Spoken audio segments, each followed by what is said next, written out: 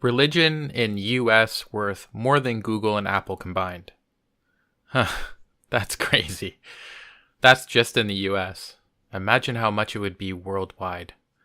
Faith economy worth $1.2 trillion a year, more than combined revenues of 10 biggest tech firms in America, study shows. Religion in the United States is worth $1.2 trillion a year, making it equivalent to the 15th largest national economy in the world, according to a study. The faith economy has a higher value than the combined revenues of the top 10 technology companies in the US, including Apple, Amazon, and Google, says the analysis from Georgetown University in Washington, D.C. Imagine a world where that money went towards humanitarian aid or medical research. Wouldn't that be something? Imagine a world. Imagine a world. Imagine a world. Imagine a world.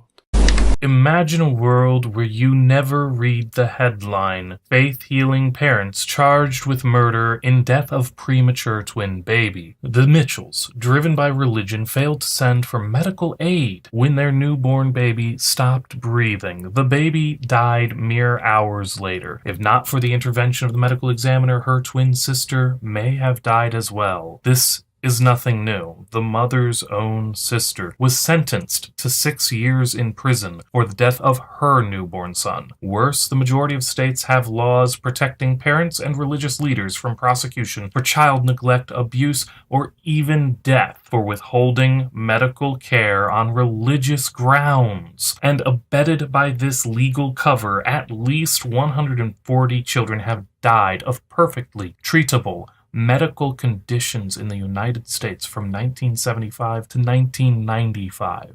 Imagine a world without needless suffering from faith healing. Imagine a world where the bigots had to admit that their gay hatred is their own idea, where they can't say it's not them, it's just their God's commands. Imagine a world with no religious arguments against gay marriage, where nobody was stoned or beheaded just for being queer. Imagine a world where nobody had to be ashamed to reveal their true self. Imagine a world with no religion. Imagine a world without religious wars, without violent acts of terrorism rooted in brainwashed indoctrination, where we unite to build a world worth living in rather than suicide bombing a crowd to escape it. Imagine a world in which people didn't claim jurisdiction over the experience of others based on what they've taken on faith. Imagine a world where L. Ron Hubbard, the founder of Scientology, would have never been born. Therefore, we would have never been introduced to such a stupid, illogical, dumb belief system. But instead, this religion today is worth over $1.75 billion. This money, if L. Ron Hubbard would have never been born, could have easily went into scientific endeavor for kids, for school, for reasoning, philosophy, and logic. But too bad. That would be a good world to imagine. Imagine a world where nothing said or written was taken on the authority of the speaker or writer, where every claim was accepted only proportionally to the supporting evidence, where such evidence and the interpretation was continually challenged and therefore improved, where the support for the claims was not only readily available to everyone, it was frequently accessed by everyone.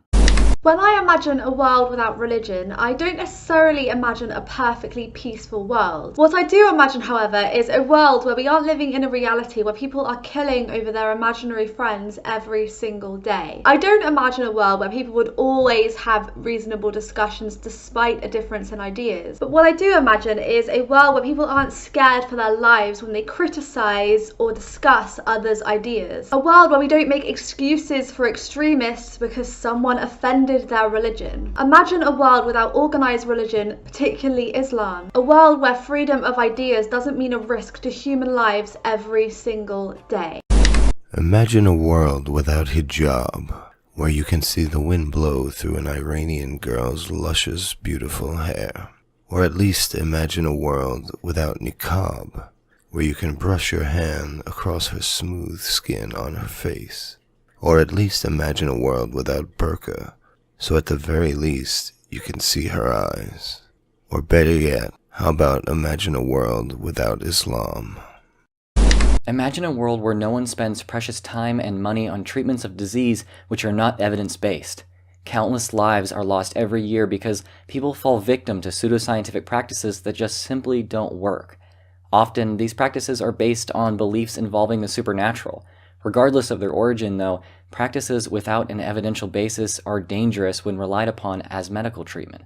As a result, effective treatments are disregarded, and fatal diseases are allowed to run their full course, ultimately tearing grandparents from their grandkids, tearing mothers and fathers from their children, and in strokes of the cruelest form of cosmic injustice, tearing children from all those who cherish them above all else. Envision a reality where no belief in pseudoscience or the supernatural, which allow for such offenses to humanity, exist. And ask yourself, would such a reality be one with fewer atrocities in favor of greater health and happiness? In doing this, you take the first step in making that reality our very own. Imagine a world where people gave serious thought to questions of why we love, why we feel wonder and awe, and why we consider some actions moral and others immoral.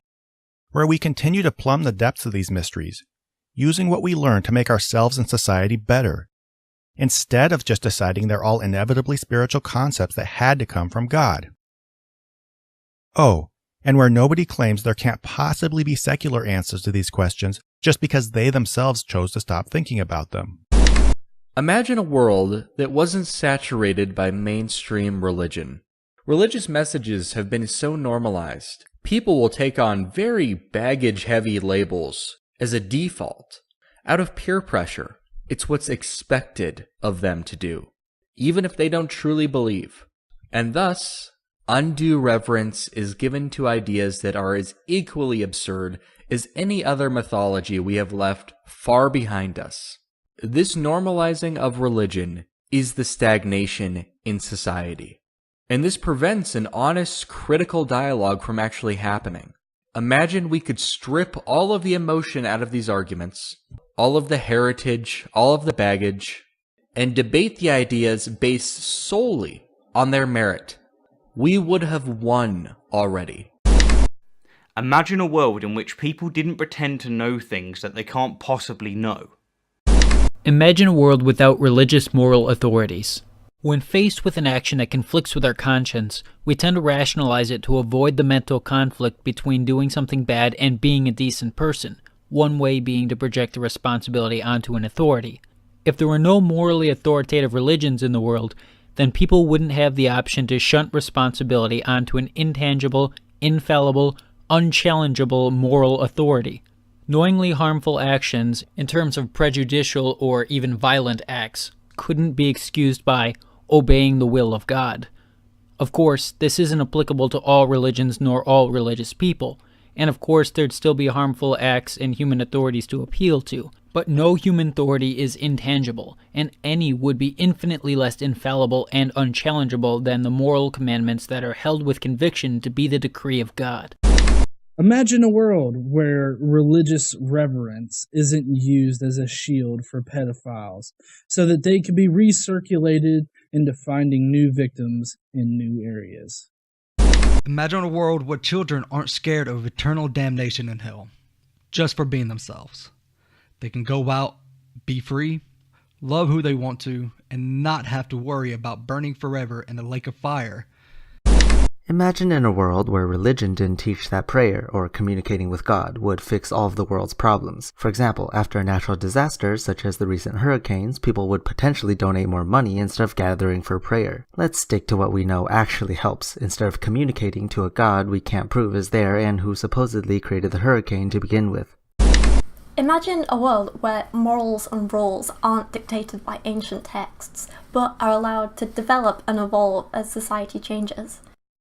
Can you imagine how far along medicine would be if religion hadn't stepped in the way of stem cell research? Granted, we'd be farther along with regards to all medicine, but my focus is actually stem cell. There's so many things that stem cells can do. I myself took a bullet to the knee, and I was told last year that there's now a new therapy to basically regrow my knee. All pain would stop, my nerve cells would grow back. And my doctor told me that if it wasn't for all the blocking advances, this probably could have happened years ago. It's absolutely infuriating, the fact that someone's religious views have basically kept me and others in pain. I mean, this is something that could stop pain. It could help with cancer. They're doing research on stem cells versus cancer. I think about things like Huntington's disease and Parkinson's. Could stem cells help in that? How far would we have been if this field was not grinded to a halt by the religious? How much farther would we be? And if it were to suddenly stop, no more opposition, imagine how far we could go.